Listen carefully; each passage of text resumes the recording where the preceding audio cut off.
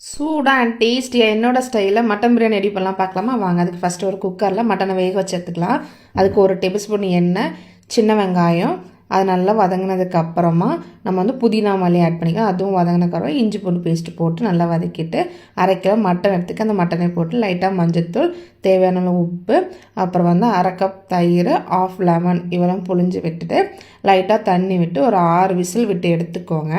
இப்போது அது ஒரு பக்கம் வேகட்டும். இன்னொரு குக்கரில் ஒரு கரண்டி ஆயில், ஒரு கரண்டி வந்து நெய் ஊற்றிக்கலாம். இப்போ பல்லாரி ஒன்றும் 3 பச்சை மிளகா இவெல்லாம் கட் பண்ணி வச்சுக்க. நல்லா வதங்கினதுக்கப்புறமா நம்ம வந்து புதினா மல்லி, தக்காளி, இஞ்சி பூண்டு பேஸ்ட் இவெல்லாம் போட்டு வதக்கிட்டு வேக வச்ச மட்டனை ஆட் பண்ணிக்கலாம். அது கூட 1 டேபிள் ஸ்பூன் வந்து கரம் மசாலா, 2 டேபிள் ஸ்பூன் வந்து பிரியாணி மசாலா ஆட் பண்ணி தண்ணி ஆட் பண்ணி நான் 2 கப் அரிசி எடுத்துக்கேன். ஸோ வந்து 3 கப் தண்ணி ஆட் பண்ணிக்கேன். நான் மட்டன் வேக வச்ச தண்ணி தான் எடுத்துக்கிங்களா.